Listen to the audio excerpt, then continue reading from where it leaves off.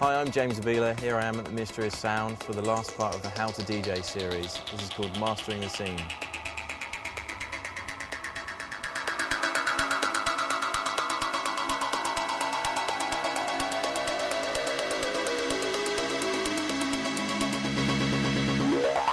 Okay, so today I'm going to show you how to use effects to enhance your set, add nuances, and even edit full tracks. My favourite effect is probably the echo, because it's not just an echo, it does a whole bunch of other things. You can use it like a sampler and to edit drum loops and add patterns over other records. But first of all, I'll just show you the basics of the echo. So if we play our track, this knob here controls the amount of echo. So that's just dry or wet. So this is dry, that's wet. And this is our depth knob.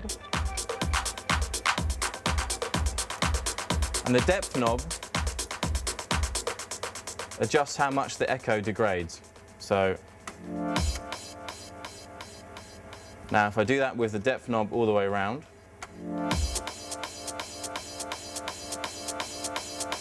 it doesn't degrade.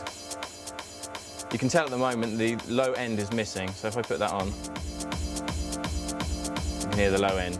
It's the great thing about this is you can echo whatever frequency you like, so no top, just the bottom, or just the top two. When I'm in a club and I'm mixing, I just use the top two really, if I'm just applying an echo to a track, because you don't really want to blow up sound systems by adding too much bottom end.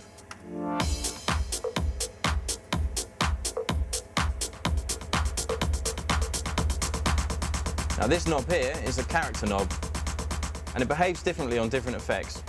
But on most of the effects, it acts as a filter. So if I turn it around, you can see it shaves the bottom end first, and then leaves the tops, and then eventually degrades it all. When you echo on an EFX 1000, you can use the echo to make the EFX a fully fledged sampler and editor. And I'll show you how. Let's play our track again. Right. So that was just a short section of the track we were sampling.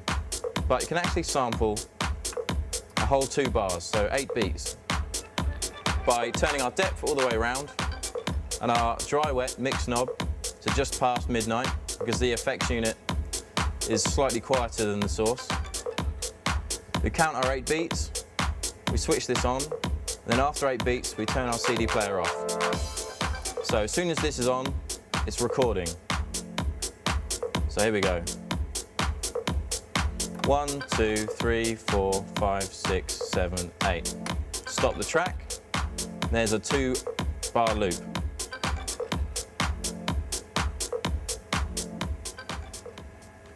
So now that we know how to do a feedback loop, what can we do with it? Well, let's jump straight into the loop by setting the mix knob, the dry-wet knob, to just past midnight, and then the depth knob all the way around to maximum. 8-1, so that's 2 bars. Engage the effect, and I'm going to jump straight into the track. 7, 8. Stop the track. Now, don't really want that crash there, so if we go back to 4-1, listen to the phrase where there isn't a crash, so just there. Once you've heard the phrase, you can repeat it straight after by hitting the corresponding bar to the amount that you want to repeat. So in this case, 1 bar. So there we go. We've now edited out that crash. Now, if you go back to any other of these buttons, they do exactly the same thing, but the amount gets smaller all the way around. So if we go down to the smallest amount, listen to what happens. I return to the 2-bar button, and it's remembered what I've done. Now, the golden rule of feedback looping is if you don't return, it will just stay on that.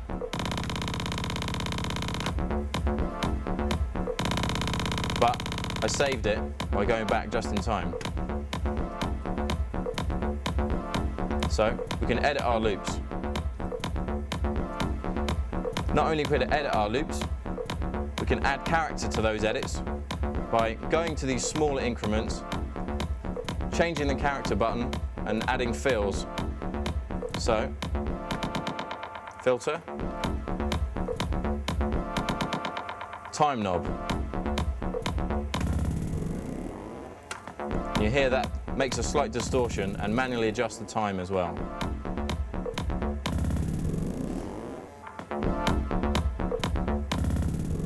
What else can we do? Well, if we jump over to the pitch echo, we can pitch it as well. The character knob now controls the pitch when we're in this mode. So if I add some of these fills, it remembers exactly what you're doing. And it also remembers what beat bar button you were on in the previous section. So if we go to echo, and then back to pitch echo, you'll see that it's jumped from 2 bars to just 2 beats.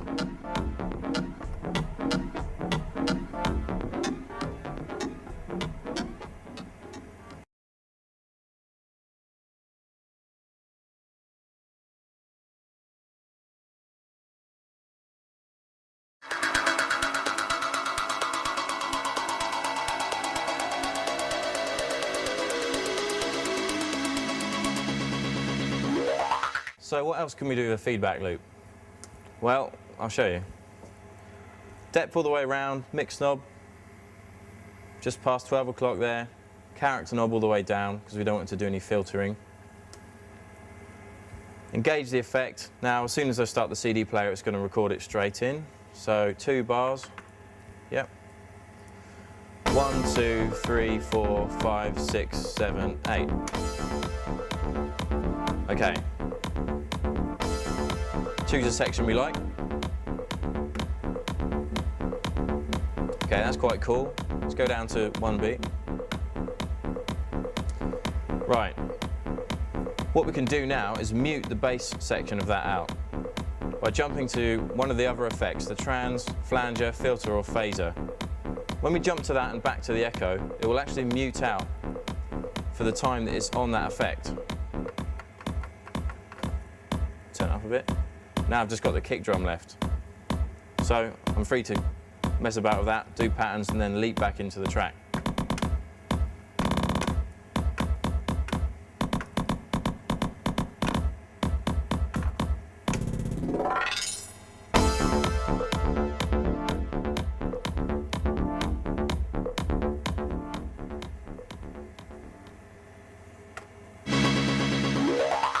What we can also do with a feedback loop is actually make it longer than 2 bars. We can make it 4 bars.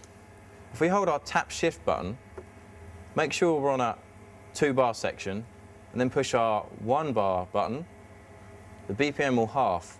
So it's now 62 instead of 124. Go back to our 2 bar section. Our 2 bar section, because of the internal memory of the effects unit, is quite large. It's now 4 bar section. So, if I play this, everything's set up to go. Depth knob all the way around, mix knob just past 12 o'clock, effect engaged. So it'll record straight away. So now it's going to record 4 bars.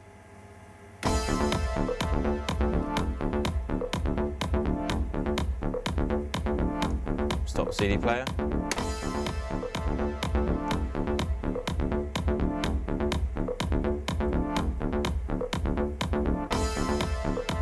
Tell that it's not quite in time there.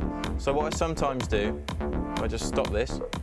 The way to completely stop a feedback loop, which is quite useful for emergency situations for when you mess up, is to switch the effect off, dive to one of the other effects, and back again. Now it's lost forever, but instantaneously.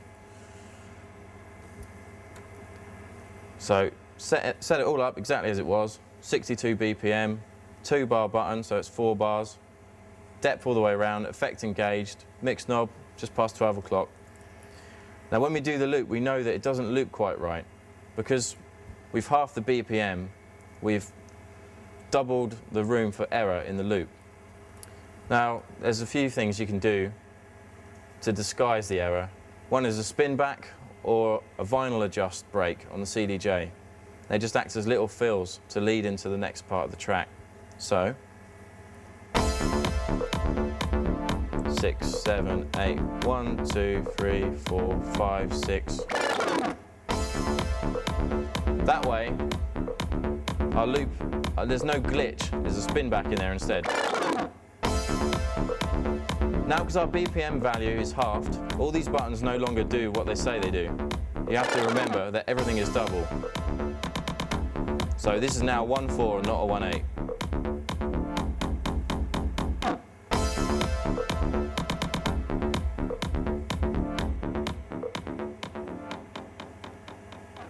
So now that we can do feedback loops, edit feedback loops, change the pitch of feedback loops, and half the BPM to change the length of the feedback loop, what else can we do?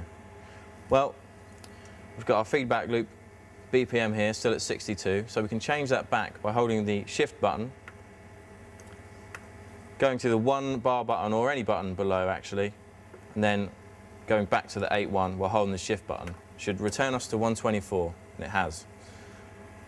So start our track, which is 124.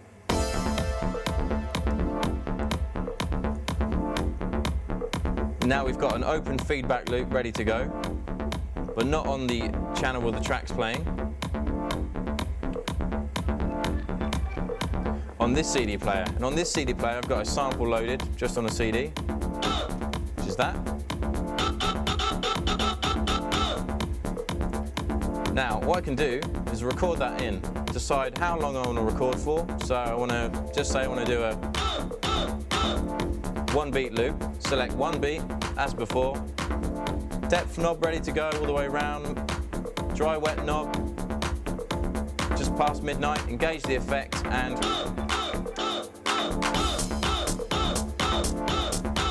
now sometimes it might go out of time slightly. You can change the length of this loop with the timing knob here, just in increments, so you adjust the milliseconds. So to tighten it, now it's speeding up. That's too fast, I need to go back down a bit more. And when you're happy, just hit the button and it puts it back to the correct BPM of the track that's playing. So, like before, you're gonna jam and mess around a bit.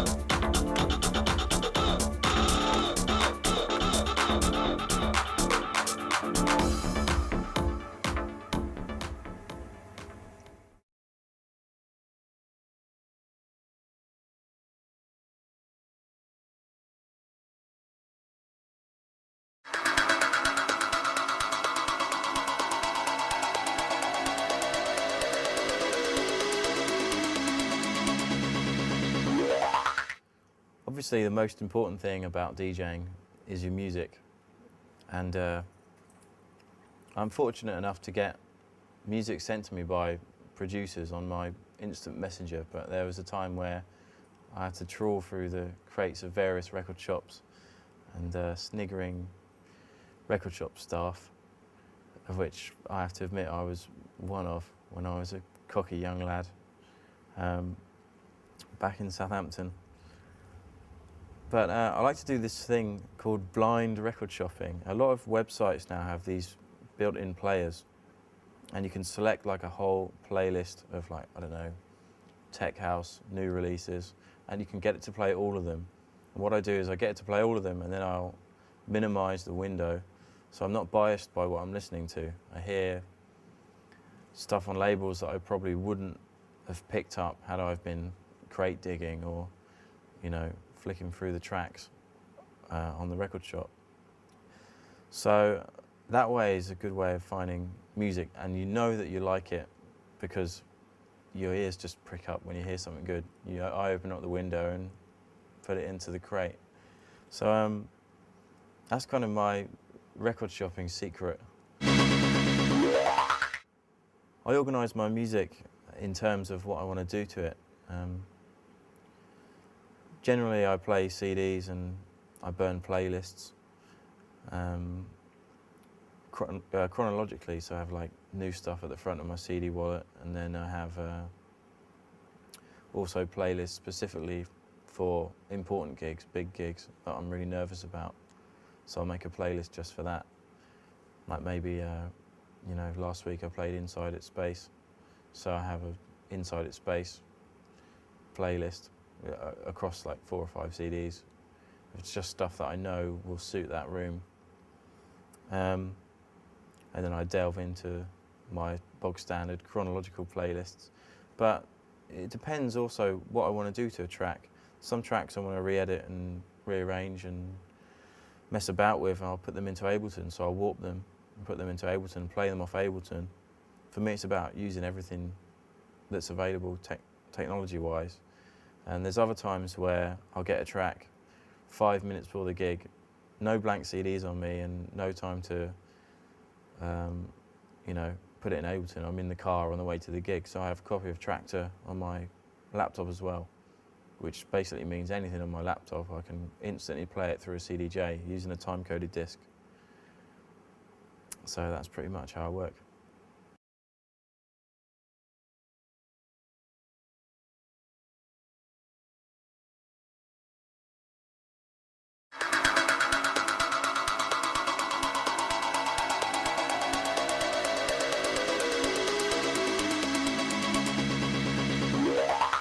Now you can run absolutely anything into a feedback loop.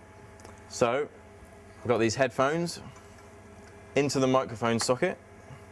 Hello. There we go. Play our track. The BPM's still 124.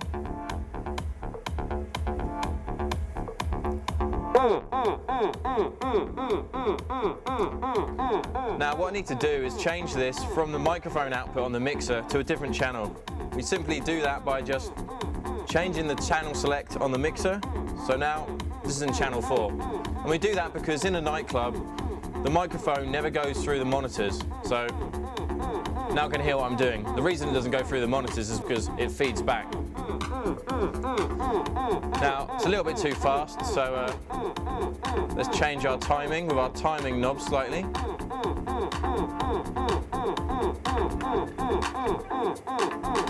Now we can goof around.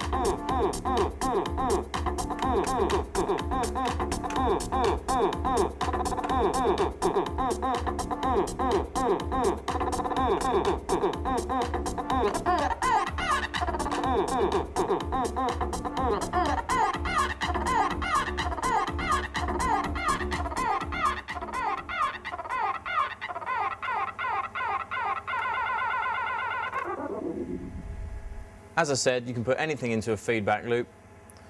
So here I have this small touch pad. I've got these hi-hats. I want to add those into the track.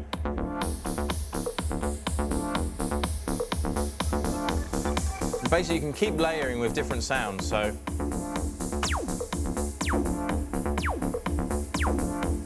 and when I don't want to record a sound in, I want to audition a sound, I can switch this off, but the loop will still play. So keep going until I find a sound I like. That's quite cool. When I want to record it, I just engage the feedback loop again by switching the effects on.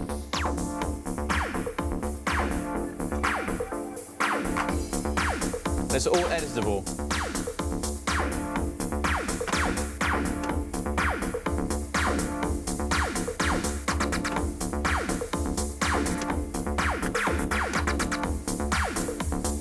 Now, if I change the channel select to this CD player here, as soon as it's on that channel, it will record, as long as it's engaged. So I can engage the recording by turning the channel selector. 1, 2, 3, 4, 5, 6, 7, 8. Now I have all of those things in one loop. Nothing's playing, this is no longer playing, the CD player is no longer playing, it's just a loop.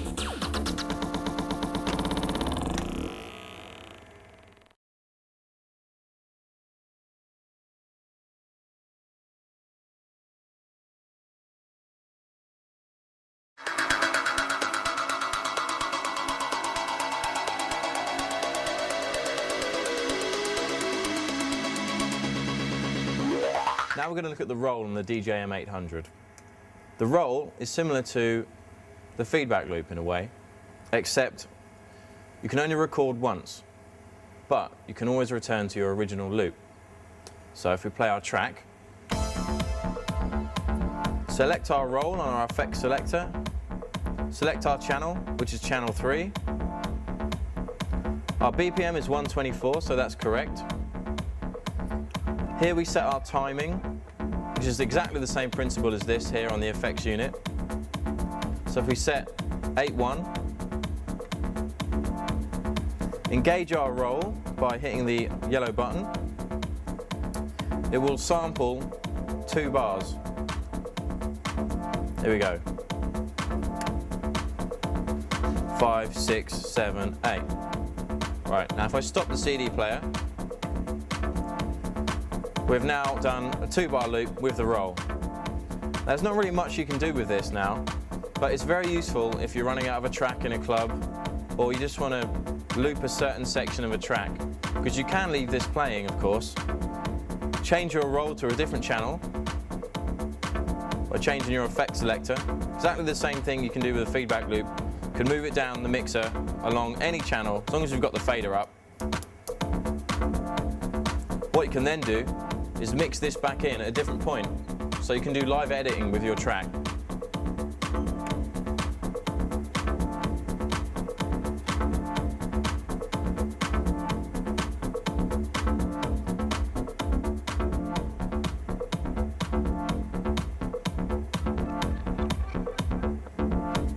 Now we're back into our CD again. So as I was saying with the roll, start our track, record 2 bars,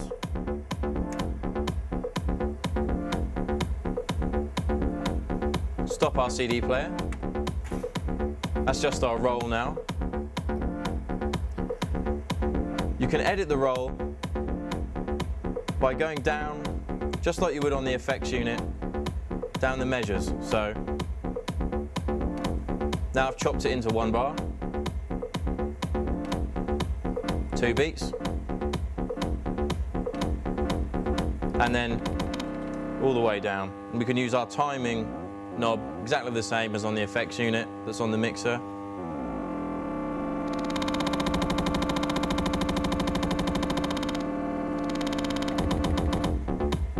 But we can always return to our original loop. Not like on here, which is destructive. This is non-destructive.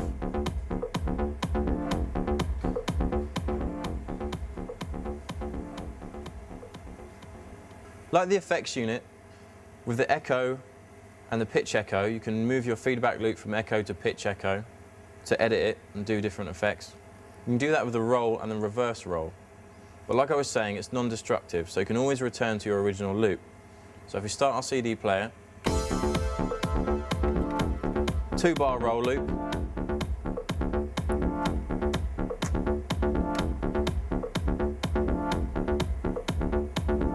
stop our CD player, although you don't have to, you can play in the background because the roll will always play over the top and cut out the source. So if I turn to reverse roll, and I'm changing the measures exactly as I would with the forwards roll, you can play the whole loop backwards.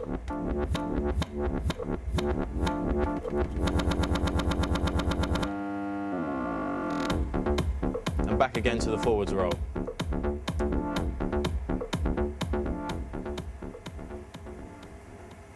Now with the roll, you can do your crazy little edits like you do with a feedback loop.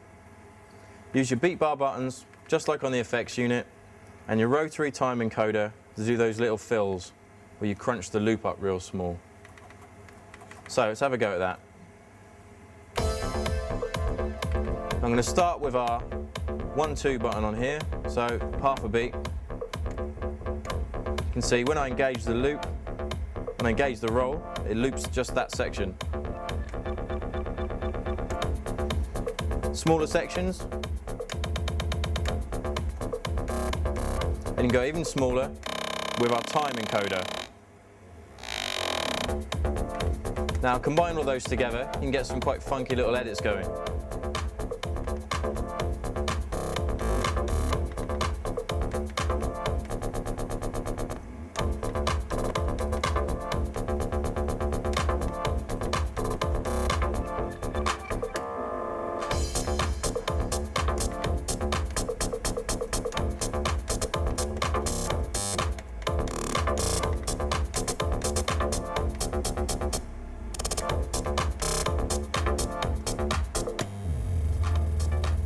You can fade it in and out as well with your dry wet knob.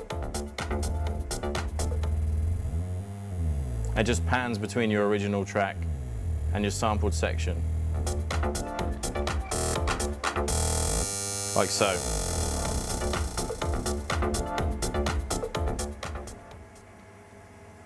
Now also with our roll, we can combine our colour effects. There's 4 different colour effects and they're controlled by these knobs here. I'll quickly show you what they are.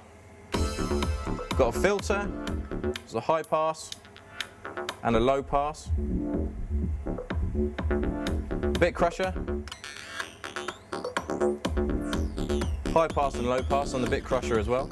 We've got a sweep, so just our mid frequencies here, and down the other end, just our bottom and tops. And then we have a harmonic as well, which is a change in the key of the track.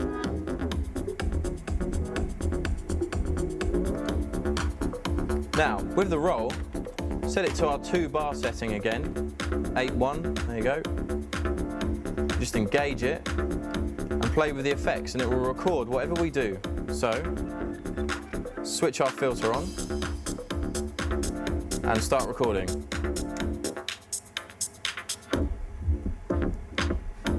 Now it's recorded that. Now if I leave my filter all the way down, so it's on a low pass, just the low frequencies there, I can fade this roll out here.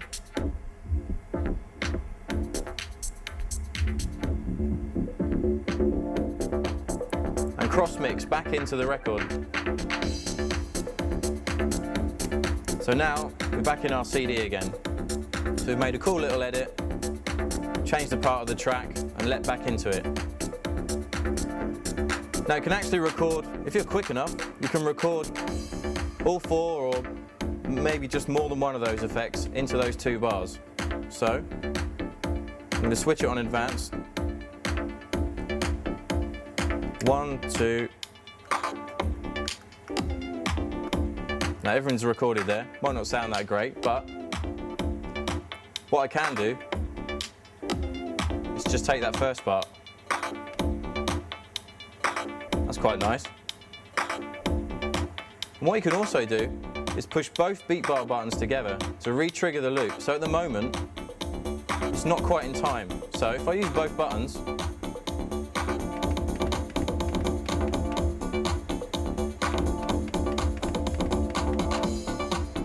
there we go. So now, that's our recorded roll. This is our CD. Just panning between the 2.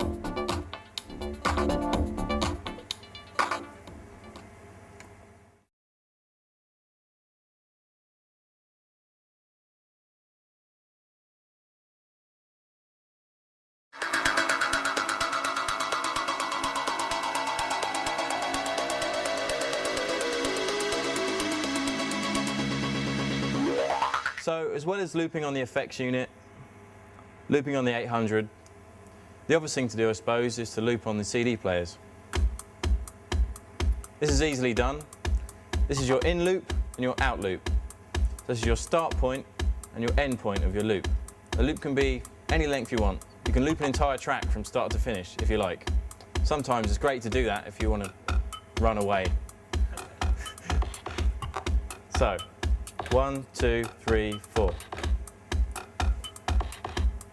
Now, it's pretty much accurate, the loop there.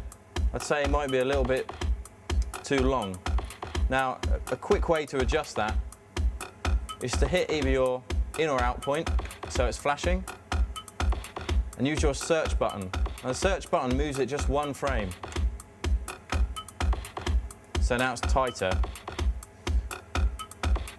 You can actually use your platter to change your loop length, but the search button is much more intuitive and it's a lot quicker. You can just get it tight and get it exactly right, much more accurately. So 1, 2, 3, 4. Right. Now I fixed it straight away, which if you're in the middle of a mix is obviously essential to have your loop as tight as possible. Otherwise your two records are going to drift drastically.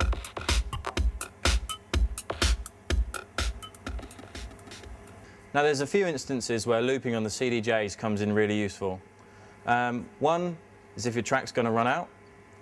Another is to drop acapellas or bits of acapellas over the top of other records. And a thing I like to do is to mix one bar before the drop of the track, so I can just drop the mix really hard into the next track onto the bass line. So if we play this track here, there's about a minute left on this.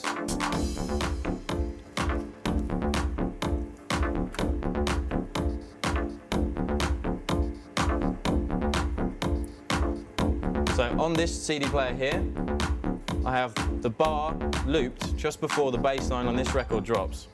If I just bring it up. Now I'm going to use my filter, also known as the wah on this, to filter up this record and drop the bass line in on this by hitting the re-loop exit button and stopping the CD player. So, here we go.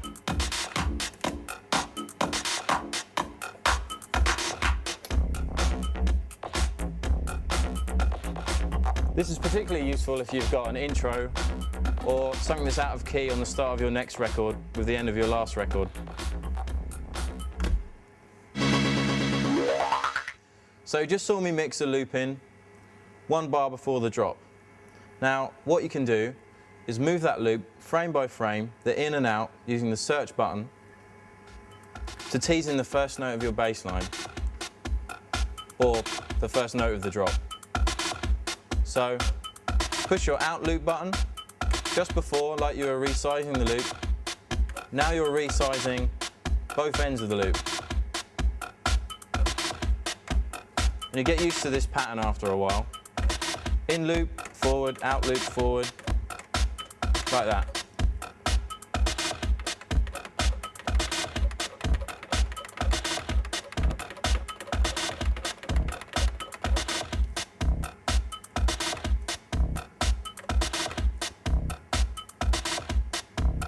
Now we've got a loop which is exactly the same frame as it was before, but just one beat forward.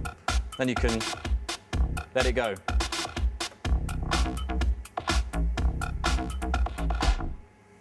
You can actually use the CDJ 1000 as a drum machine, and the way you do that is like this. You find a kick drum. So there's a kick drum. Hit record mode on our hot cues here, these three buttons down the side. So A is going to be my kick drum, B is going to be my hi-hat,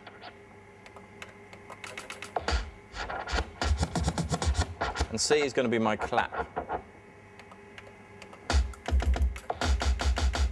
Now, if you're feeling really adventurous, you can make a tone out of an incredibly short loop. So let's use that sound, because they tend to be quite loud. So we can move the loop a bit so it's a bit quieter.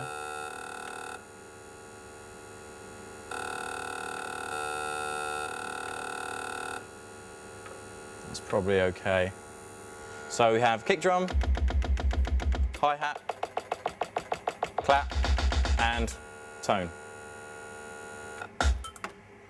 Now, we need to change our pitch setting and put it into wide mode, which means the track is going to play super slow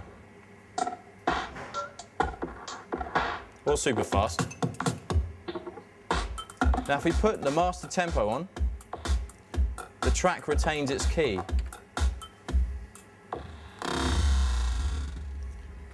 Now, play the drums.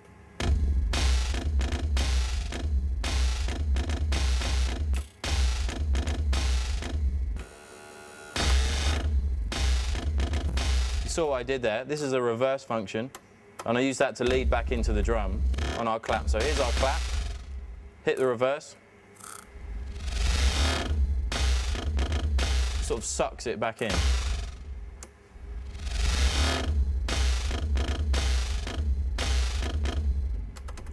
And that's pretty much it. Another funky little feature on the CDJ 1000 is the reverse. Does what it says on the tin, plays your tracks in reverse. Now if you wiggle it, get some quite cool fills. So it's great to use just before the drop of a track. Add some echo.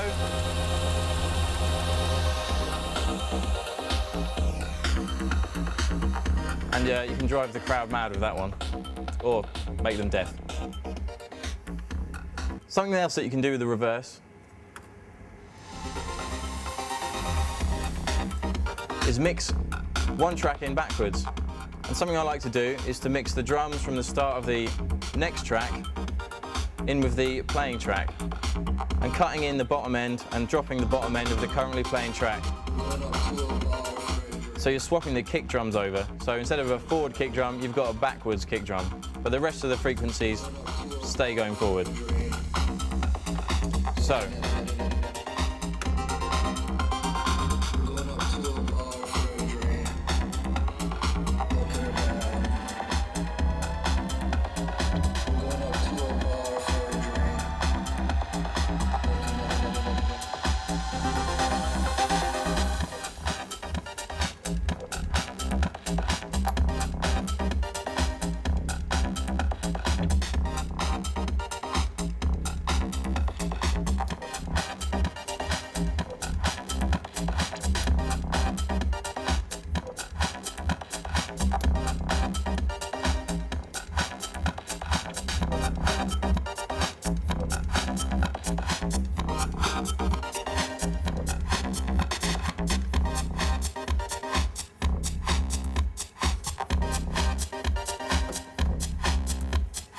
So we just swap the bottom frequencies over.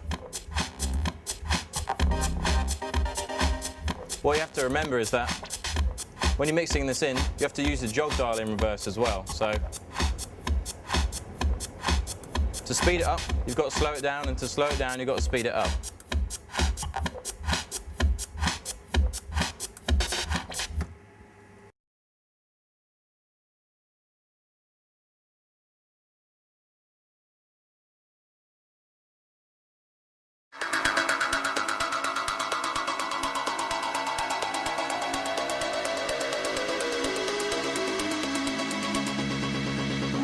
Now I'm going to talk about scratching on the CDJ 1000s and incorporating effects into those scratching.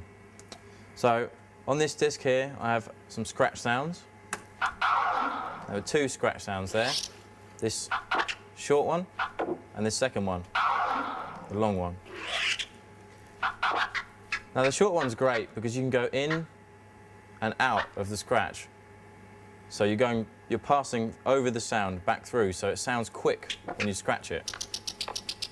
And the second sound is a long sound. It sounds like that. When you try and go in and out of it, you can't because it's too long. The second sound is great for cutting and transforming, which we'll come back to in a minute. But let's concentrate on the first sound, some basic scratching. So for some basic scratching, I've got a loop on this CD player. I'm going to use that to scratch in time with. So I've got the short sound here and the long sound. But the short sound first. So you just need to rub the sound in time with the beats.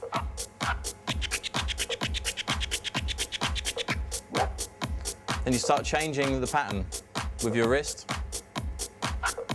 faster and slower.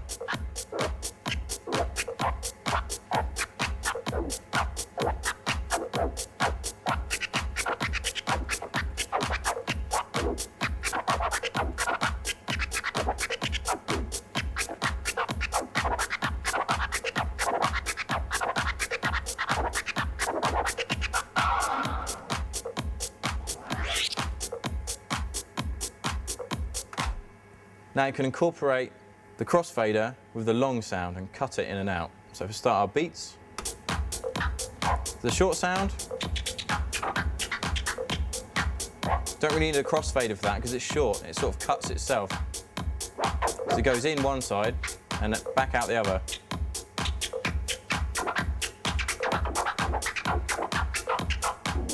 Right, so the long sound. Use the crossfader to chop it in and out. So you're just catching the start of it just ahead of the beat.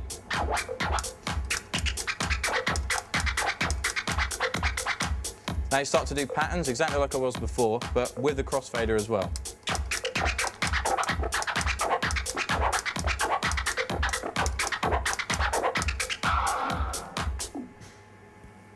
So now you know the basics of scratching. I'm going to show you how to add some effects to the scratching. Here's our effects unit. The BPM is set to our CD player, which we're about to start.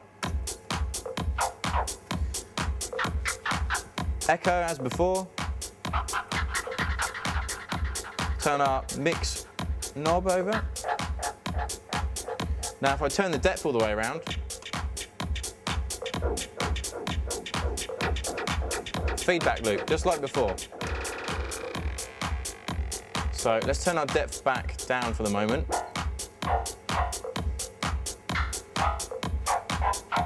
Now we have a very short echo, which kind of sounds like it's in some sort of cave or something.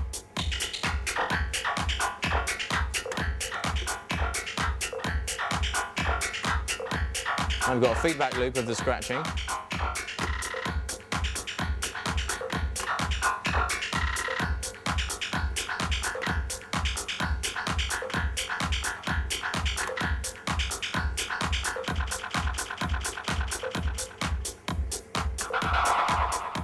So you can jump from an echo into a feedback loop at any point. You don't necessarily have to do it in that way or in the recorded way.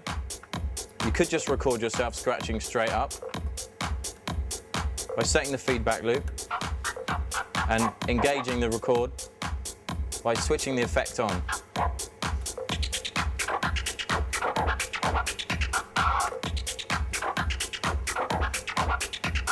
As before, you can chop it up.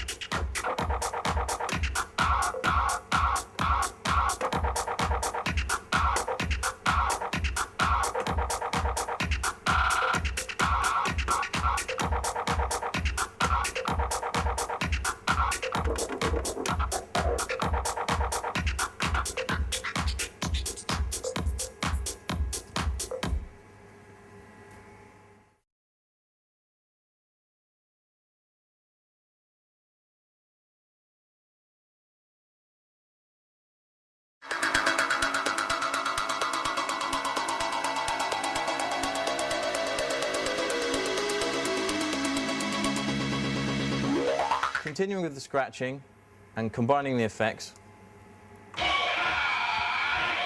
This is a long scratch sample here. I'm going to loop the last part of it.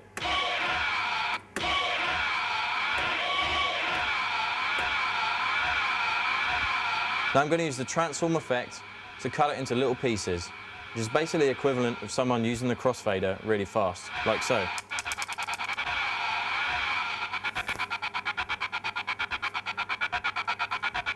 Now you can change the patterns,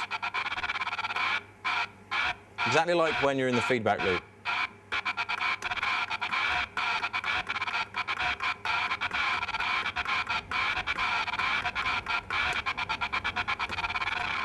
And our timing knob behaves the same as well, changing it manually.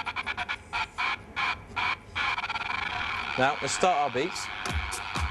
This is set to 128 BPM. This is playing at 128, so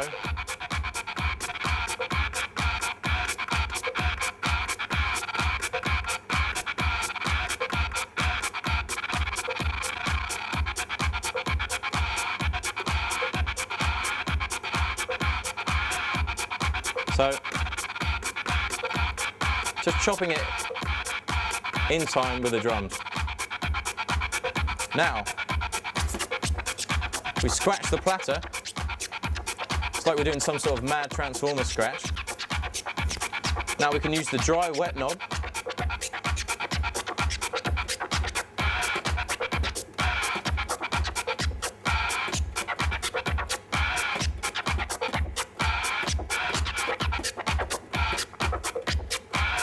or apply other effects from the other side of the effects unit. So we have a jet effect.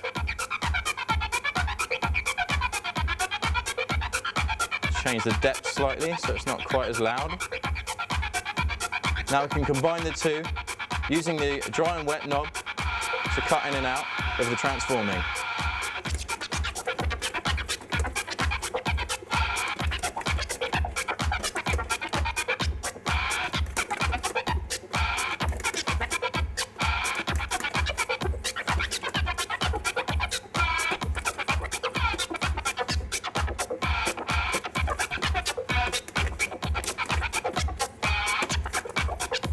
And then combine the patterning.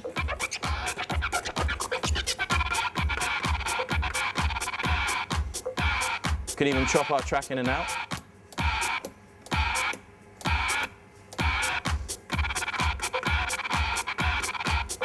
And we can use our break here to end the scratch. And then the track could lead into something else. At the moment it's just a loop, but if it was an actual track and you were playing in a club, could lead that into a breakdown. So a quick demo of all of those things combined can lead to a pretty killer combination.